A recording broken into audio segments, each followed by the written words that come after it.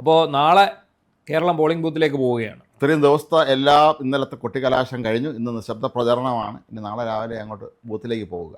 LDFിൻ്റെ പരിപ്പളവ് നിൽക്കുകയാണ്. കാരണം ഇന്നലത്തെ മാത്യു കുഴൽനാടൻ പുറത്തുവിട്ട ശബ്ദരേഖ കൂടി ആയതുകൂടി ഇവർക്ക് എന്ത് ചെയ്യണമെന്ന് അറിയാമല്ലോ. അതിൻ്റെ ഒപ്പമാണ് രാഹുൽ മാങ്കൂട്ടം കഴിഞ്ഞ കുറേ ദിവസങ്ങളായി ചെയ്തുകൊണ്ടിരിക്കുന്ന വീഡിയോ. ഒരു രക്ഷയില്ല. സത്യം പറഞ്ഞാൽ നമ്മുടെ നാട്ടിലെ കോൺഗ്രസ്സുകാർ കണ്ടുപിടിക്കണം കേട്ടോ രാഹുൽ മാങ്കൂട്ടത്തിൽ. ഇത്രയും ഷാർപ്പായി ഇത്രയും കൃത്യമായ കണ്ടൻ്റുള്ള വീഡിയോകൾ. ഇപ്പം നമ്മൾ പറയുമ്പോൾ കുറ്റം പറയുകയാണെന്ന് കരുതരുത്. പ്രതിപക്ഷ നേതാവുണ്ട്, രമേശ് ചെന്നിത്തലയുണ്ട്, കെ സുധാകരനുണ്ട്, അങ്ങനെ മഹാന്മാരായ ഒരുപാട് പേര് UDFിൻ്റെ പക്ഷത്തുണ്ട്. പക്ഷേ വിഷയങ്ങൾ കൊണ്ടുവന്ന് ഈ തെരഞ്ഞെടുപ്പിനെ ലൈവാക്കിയതും സജീവമാക്കിയതും മാത്യു കുഴൽനാടനും ഈ പറയുന്ന രാഹുൽ മാങ്കൂട്ടം. കോൺഗ്രസിൽ ഇല്ലാത്ത കാരണം കോൺഗ്രസിൻ്റെ തീപ്പൊരി നേതാക്കളാണ്. സത്യത്തിൽ ഈ രാഹുൽ മാങ്കൂട്ടത്തിന് സീറ്റ് കൊടുക്കേണ്ടതായിരുന്നു എന്നാണ് എൻ്റെ ഒരു അഭിപ്രായം. അതെ, അയാളെ സീറ്റിൽ നിന്ന് മാറ്റി നിർത്തേണ്ട കാര്യമില്ല. അയാളുടെ ജനപിന്തുണ അതിഭയങ്കരമാണ്. അല്ല, കോടതി ഇയാൾ കുറ്റക്കാരനാണോ അല്ലയോ എന്ന് ഫൈനലായി തീരുമാനം വരുന്നത് അയാൾ നിരപരാധി തന്നെയാണ്. അതെന്തുകൊണ്ട് അവർ ചിന്തിച്ചില്ല എന്നാണ് നടത്താം. അപ്പം നമ്മൾ പറഞ്ഞു വന്നത് എന്താണെന്ന് ചോദിച്ചാൽ LDFിന് പ്രത്യേകിച്ച് വിഷയങ്ങളൊന്നും കാണിക്കാനില്ല. വികസനം എന്ന് പറയുന്ന അവരുടെ ആ ഒരു തട്ടിപ്പ് പ്രചാരണം പൊളിഞ്ഞുപോയി, കൃത്യമായും പൊളിഞ്ഞുപോയി. അപ്പോൾ അതിനുശേഷം പെൻഷൻ മാത്രമാണ് ആൾ കൊടുത്തു എന്ന് പറഞ്ഞ ആൾക്കാരുടെ പിടിച്ചിരിക്കുന്നത്. ഇപ്പോൾ അതിനുശേഷം വന്നിരിക്കുന്ന ഇപ്പോൾ ഇന്നലെ അവർ ഇറക്കിയിരിക്കുന്നത് രേവന്ത് റെഡ്ഡി മുഖ്യമന്ത്രിയെ ചീത്ത വിളിച്ചു എന്ന് പറഞ്ഞുള്ള ഒരു സാധനം. അത് മോനെ വിജയ എന്ന് മുഖ്യമന്ത്രിയോട് രേവന്ത് റെഡ്ഡി പറഞ്ഞു എന്നുള്ളതാണ് ഒന്ന്.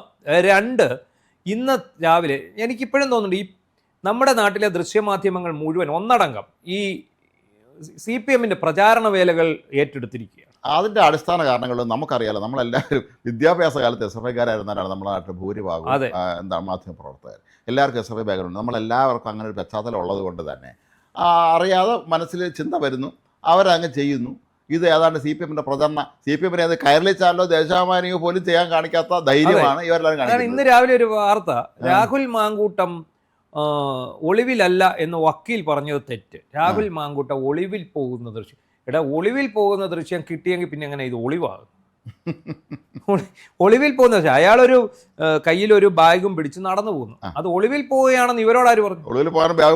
അപ്പൊ ഇത് രണ്ട് വിഷയമാണ്. അപ്പം ഇന്നലെ തൊട്ട് ഈ അവരുടെ താത്വികാചാര്യൻ കിണർഗോലു അല്ലെ കിണറേഷ് എന്നൊക്കെ അറിയപ്പെടുന്ന സോഷ്യൽ മീഡിയ വിളിക്കുന്ന, നമ്മൾ വിളിക്കുന്നില്ല, സോഷ്യൽ മീഡിയ വിളിക്കുന്ന MV നികേഷ് കുമാർ സത്യത്തിൽ ഇദ്ദേഹം CPMനിട്ട് പണിയുകയാണ്. അച്ഛനോട് പണ്ട് ഇവർ കാണിച്ച ക്രൂരതയ്ക്ക് പ്രതികാരം കിട്ടുക, അതാണ് എനിക്ക് യാതൊരു സംശയമില്ല. കാരണം എന്താണെന്ന് അറിയാമോ? ഈ ഇന്നലത്തെ ഡാം അഴിച്ചുവിടാൻ വൈകിയതും തണ്ണീർമുക്കം ബണ്ട് തുറന്നുവിടാൻ വൈകിയതുമായിട്ടുള്ള കാര്യങ്ങൾ ചർച്ചയായി മാത്യു കുഴൽനാടൻ പുറത്തുവിട്ട ശബ്ദ സന്ദേശത്തിലൂടെ ചർച്ചയായി കഴിഞ്ഞപ്പോൾ അതിനെ മറികടക്കാൻ വേണ്ടി ഇവർ എടുത്ത തീരുമാനമായിരുന്നു പിന്നെ രേവന്ത് റെഡ്ഡി ഡാഷ് മോനെ എന്ന് വിളിച്ചു. എന്നിട്ട് ഇപ്പോൾ ആ ഡാഷ് മോനിൽ പിടിച്ചുകൊണ്ട് ഈ പ്രചരണം ഇവർ മുന്നോട്ട് നയിക്കാൻ ശ്രമിക്കുകയാണ്. ഈ ഡാഷ് മോനെ എന്ന് വിളിച്ചത് അതിനകത്ത് ഇത് ചർച്ച ചെയ്യുമ്പോൾ രണ്ട് കാര്യം നമ്മൾ ചർച്ച ചെയ്യണം. ഒന്ന്, ഡാഷ് മോനെ എന്നുള്ള വിളി, അതായത് രേവന്ത് റെഡ്ഡി മോനെ വിജയ എന്ന് വിളിച്ചുകൊണ്ട് ഞാൻ ഡാഷ് മോനെ എന്ന് വിളിച്ചു. അപ്പം അതിനകത്ത് ശരിക്കും നമ്മളെന്താണ്, രേവന്ത് റെഡ്ഡി എന്ന് പറയുന്ന ഒരു താരതമ്യേന പിണറായി വിജയനേക്കാൾ വളരെ ജൂനിയറായ ഒരാളാണ്. അയാളുടെ സംസ്കാരം വെച്ച് അയാൾ ഒരു പദപ്രയോഗം നടത്തി. അപ്പം നമ്മുടെ മുഖ്യമന്ത്രി എന്താണ് ചെയ്യേണ്ടിയിരുന്നത്? അദ്ദേഹത്തിൻ്റെതായ രീതിയിൽ പ്രതികരിക്കണം. അദ്ദേഹത്തിന്റെ സംസ്കാരത്തിനനുസരിച്ച് പ്രതികരിച്ചു. അദ്ദേഹം ഒരു കമ്മ്യൂണിസ്റ്റ് താത്വികൻ എന്നാണല്ലോ വെപ്പ്. അതെ, അവർക്ക് കമ്മ്യൂണിസ്റ്റുകാർക്ക് ഉള്ളൊരു ഭാഷ സംഗതിയൊക്കെ ഉണ്ടല്ലോ. അവരെന്തുണ്ടായി ഇതൊരുമാതിരി കൊച്ചു പിള്ളേർ സ്കൂളിലും കോളേജിലും പഠിക്കുമ്പോൾ അങ്ങോട്ടും ഇങ്ങോട്ടും തന്തയ്ക്ക് വിളിക്കുന്ന പോലെ സെയിം ആയിട്ട് ഇദ്ദേഹം എന്ത് ചെയ്യുന്നു? ഇദ്ദേഹം ഉടനെ ഡാഷ് മോനെ എന്ന് വിളിക്കും. മാത്രമല്ല നമ്മളിവിടെ ചിന്തിക്കേണ്ട ഒരു കാര്യം, രേവന്ത് റെഡ്ഡി മലയാളിയല്ല. അദ്ദേഹത്തിന് എഴുതി കൊടുത്ത സാധനം മലയാളികൾ എഴുതി കൊടുത്തപ്പോൾ കോൺഗ്രസ് എഴുതി കൊടുത്ത അദ്ദേഹം വായിച്ചു. അദ്ദേഹത്തിന് ഇതിന്റെ ഇന്റൻസിറ്റിയെ കുറിച്ച് അദ്ദേഹത്തിന് കൃത്യമായ ധാരണ ഉണ്ടോ എന്ന് നമുക്ക് അറിഞ്ഞും കൂടാ. ഇത് പിണറായി വിളിച്ചതല്ല, പിണറായി കൊണ്ട് വിളിപ്പിച്ചതിന്റെ പ്രശ്നം. അപ്പൊ അതും എന്ത് പറ്റി? കഴിഞ്ഞ ദിവസം വീട്ടിൽ ചെന്ന് പറയടായും ഈ ഡാഷ് മോനെയും കൂടെ ആയപ്പോൾ കിട്ടാവുന്ന കുറച്ച് ഓട്ടുണ്ടായിരുന്നു, അതും പോയി. അത് ഈ കിണർഗോലു അറിയുന്നില്ല. അവിടെയാണ് പ്രശ്നം. എന്നിട്ട് അദ്ദേഹം തന്നെ ഒരു നിന്റെ മുട്ടുകാല് തല്ലി ഓടിക്കുമെന്ന് അങ്ങാണ്ട് പറഞ്ഞ് അദ്ദേഹം ഇറങ്ങിയിട്ടുണ്ട്. ഇനി ഇമാതിരി വാർത്ത കേരളത്തിലെ ഏതെങ്കിലും നേതാക്കൾക്ക്, ഇവരുടെ ഒരു പൊതുവായ സ്വഭാവമാണ്. CPM നേതാവിനെതിരെയല്ല, വേറെ ഏത് നേതാവിന്, ഇപ്പൊ BJP നേതാവിനെതിരെ പറഞ്ഞാലും ഇവർ മുട്ടുകാല് തല്ലി ഓടിക്കാൻ ഇറങ്ങുമായിരിക്കും. അല്ല, നികേഷ് കുമാർ മുട്ടുകാല് തല്ലി ഓടിക്കാൻ ഇറങ്ങുമെന്ന് പറഞ്ഞത് വളരെ പ്രസക്തമായ കാര്യമാണ്. കാരണം അദ്ദേഹത്തിന്റെ പിതാവിനെ നിയമസഭയ്ക്കകത്തിട്ട് ചവിട്ടിക്കൂട്ടിയത് ഈ ഓന്മാരാണ്. അതിൽ ഒരുത്തൻ്റെയെങ്കിലും കാലും മുട്ടുകാലം അടിക്കുന്നത് പോയിട്ട് ദേഹത്തും തൊടാനുള്ള ആംബിയർ ഈ നികേഷ് കുമാർ ഉണ്ടെന്ന് ആദ്യം ചോദിച്ചു നോക്കണം. ഇന്ന് പ്രധാനപ്പെട്ട CPM നേതാക്കളായിരിക്കുന്ന പലരുമാണ് നിയമസഭയ്ക്കകത്തിട്ട് ചവിട്ടിയതെന്ന്. MBR-നെ അപ്പം സംസ്കാരരഹിതനായ ഒരു മുഖ്യമന്ത്രി ഒരു പദപ്രയോഗം നടത്തുമ്പോൾ സംസ്കാര സമ്പന്നനായ നമ്മുടെ കേരളത്തിന്റെ മുഖ്യമന്ത്രി അതനുസരിച്ചുള്ള മിതത്വം പാലിക്കണമായിരുന്നു. അതെ. പക്ഷേ അപ്പുറത്തുനിന്ന് കാണിച്ച സംസ്കാര ശൂന്യതയുടെ 2 ഇരട്ടി സംസ്കാര ശൂന്യതയാണ് ഇവിടെ പറഞ്ഞിരിക്കുന്നത്, അല്ലെ? അതെ, എന്റെ ഞാൻ എന്തൊക്കെ വിളിക്കൂടാന്ന് പറയുന്നതിന്റെ വേറെ പതിപ്പാണ്. അത്രേ ഉള്ളൂ. അപ്പൊ ഈ പറയുന്ന നികേഷ് കുമാർ ഇന്ന് വീണ്ടും ഇത് കുത്തിപ്പൊക്കിക്കൊണ്ടുവന്നു. പിണറായിക്കൊപ്പം രേവന്ത് റെഡ്ഡിക്കെതിരെ പിണറായിക്കൊപ്പം എന്ന് പറഞ്ഞാൽ ഇതൊക്കെ പിടിച്ചുകൊണ്ട് നിൽക്കുകയാണ്. സത്യത്തിൽ ഇവർക്ക് സംഭവിച്ചിരിക്കുന്നതെന്ന് ഒരു പിടിയില്ല. അല്ലെ, കൂത്തുപറമ്പ് വെടിവെപ്പിനെ തുടർന്ന് കണ്ണൂരിലുള്ള എം വി രാമന്റെ വീട് കത്തിച്ചു CPM-കാർ. പറശ്ശിനിക്കടമ്പിലെ എത്ര പാമ്പുകളെ ചുട്ടു, പാമ്പുകളെ കുരങ്ങനെ വരെ തല്ലിക്കൊന്നു. ഇത് മാത്രമല്ല, ഇതിനെല്ലാം ഈ അവിടുത്തെ കുരങ്ങനെ എന്തൊക്കെ അടിച്ചു കൊന്നിട്ട് ഈ ഇതൊന്ന് പിടയുമ്പം അങ്ങനെ അവിടുത്തെ ഓരോ കുരങ്ങിലും ഒരു MV രാഘവനെയാണ് കാണുന്നത്, സിനിമയിലൊക്കെ പറയുന്ന പോലെ. അത്രയ്ക്ക് വിവരദോഷികളാണെന്നുള്ളത്. അതെ.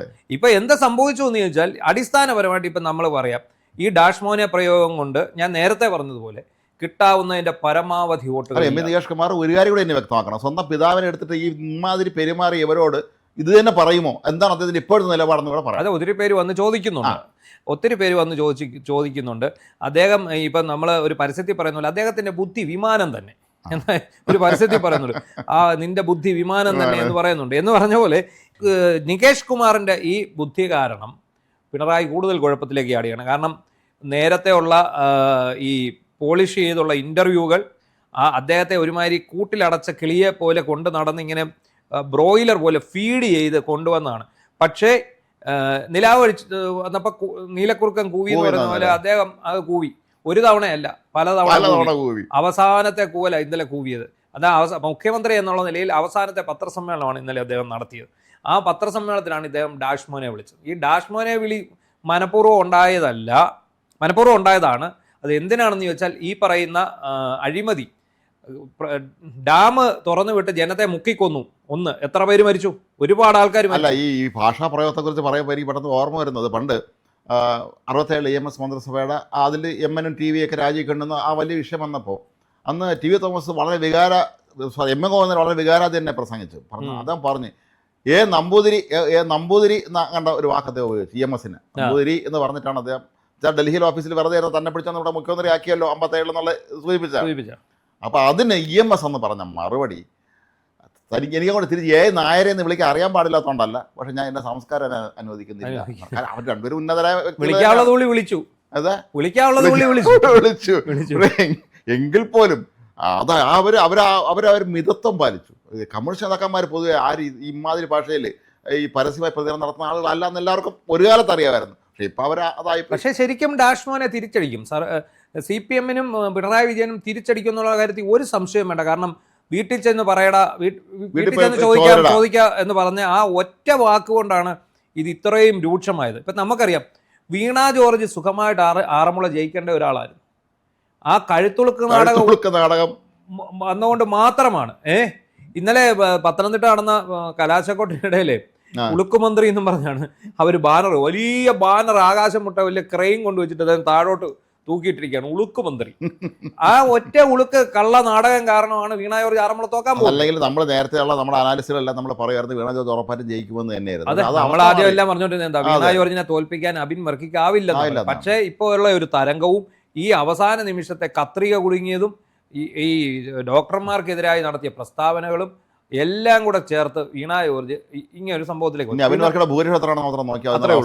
പിണറായി വിജയൻ പക്ഷേ തീക്കൊള്ളി കൊണ്ടാണ് തല തുടങ്ങിയത്. കാരണം ഈ ഒരു പ്രയോഗം അത് ഈ എന്തൊക്കെ ഇല്ല സിനിമയിൽ നെടുപടി പറയാം, നിങ്ങൾ അപകടത്തിലേക്കാണ് പോകുന്നതെന്ന് ഒരു സിനിമയിൽ നെടുപടി പറയുന്നുണ്ട്. എന്ന് പറഞ്ഞാൽ ഈ നികേഷ് കുമാറിനെ എടുത്തു വെച്ചതാണ് നിങ്ങളുടെ ഏറ്റവും വലിയ അപജയം. കാരണം അദ്ദേഹം ഉപദേശിച്ചു തന്നത് മുഴുവൻ ചീറ്റിപ്പോകുന്നതാണ്. പക്ഷേ ഒരു കാര്യം നമ്മളൊന്നും ശ്രദ്ധിക്കേണ്ടതുണ്ട്. എല്ലാ രാഷ്ട്രീയ പാർട്ടികളിലും മുതിർന്ന നേതാക്കന്മാരാണെങ്കിൽ പോലും അവരെന്തെങ്കിലും അബദ്ധത്തിൽ ചെയ്ത് ചാടുമ്പോൾ അവരെ വിലക്കാൻ അല്ലെങ്കിൽ ഒരു നിർദ്ദേശിക്കാൻ അവിടെ ആളാണ്. ഇവിടെ ആരുമില്ല. തമ്പുരാൻ്റെ മുമ്പേ ആർക്കെങ്കിലും പറയാൻ പറ്റും. ഇത് MM മണി നിലവാരത്തിലേക്ക് താണു എന്നുള്ളതാണ്. അല്ലേ? MM മണി നിലവാരത്തിൽ മറ്റേ പണി കാണിക്കരുത് എന്ന് പറയുന്ന പോലെ MM മണി നിലവാരത്തേക്ക്. പിന്നെ പിണറായി വിജയനും ഒരു നിലവാരമുണ്ട്. ആ നിലവാര തകർച്ച അദ്ദേഹത്തിന്റെ യഥാർത്ഥ നിലവാരത്തിലേക്ക് അദ്ദേഹം താഴുകയാണ് ഇന്നലെ ഉണ്ടായിരിക്കുന്നത്. നേരത്തെ വിളിച്ചു, ചെറ്റത്തരം പറഞ്ഞു, വീട്ടിൽ ചെന്ന് ചോദിക്കാൻ പറഞ്ഞു. അവസാനം ഏറ്റവും അവസാനം നല്ല ഒന്നാം തരം അശ്ലീല പദപ്രയോഗം നടത്തി അത് ആ പദപ്രയോഗം നടത്തിയത് അദ്ദേഹത്തിന്റെ പിന്നെ ഉപദേശകന്റെ ആണ്. ഏതോ സിനിമയിലെ ആ സിനിമ എനിക്ക് ഓർമ്മയില്ല, സുരാജ് വെഞ്ഞാറവിടെ കഥാപാത്രം പറയും എത്രയൊക്കെ മേക്കപ്പ് ഇട്ട് നടന്നാലും ഇടയ്ക്കിടയ്ക്ക് ഫ്രോഡ് പുറത്തു വരും. ഫ്രോഡ് പുറത്തു വരും. കൃത്യമായിട്ട് ആ ഫ്രോഡ് പണിയാൻ മതി. എന്തായാലും ഒരു കാര്യം ഉറപ്പായി, ഡാഷ് മോനെ കാരണം പിണറായിക്ക് കിട്ടാമായിരുന്ന, LDFന് ഈ സംസ്ഥാനത്ത് കിട്ടാമായിരുന്ന ഒരു വലിയ വിഭാഗം വോട്ട് കൂടി ചോർന്നു പോയിരിക്കുകയാണ്.